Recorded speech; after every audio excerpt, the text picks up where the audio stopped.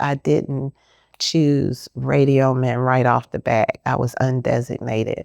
And they had like a little advanced training to try to indoctrinate you to the military and, to go to your next duty station. I got my orders. And then when I realized I was going to Naples, Italy, you would think I would have been like very excited.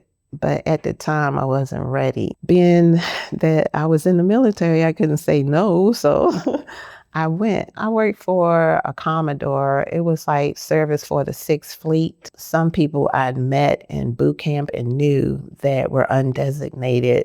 They ended up on boats and made like chipping paint, mopping, painting, like those things that need to be done, but that was like their job.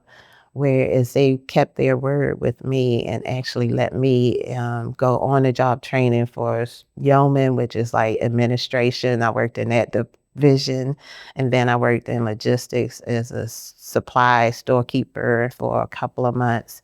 And then I worked in the communications department, which is what I wanted to do. So they kept their word, which I was thankful because that was a blessing. I don't think I'd be a good bosun's mate.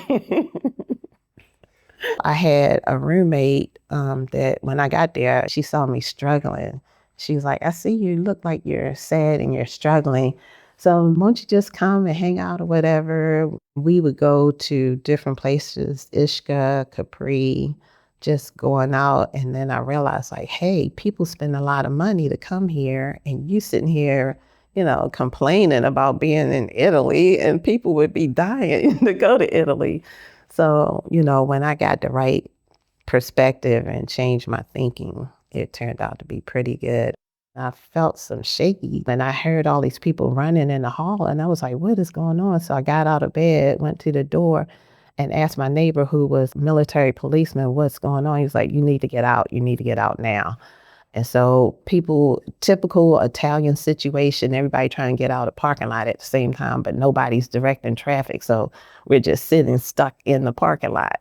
Once I got out of the apartment complex where I was living, went to the base, got there, found out that there had been an earthquake that was 6.5. It was devastating. Italians lived on the side of the road for weeks. They would not go home. As a matter of fact, I think it was only me and the guy next door, the only ones in the building. But yes, that was an experience. Yeah, it was different.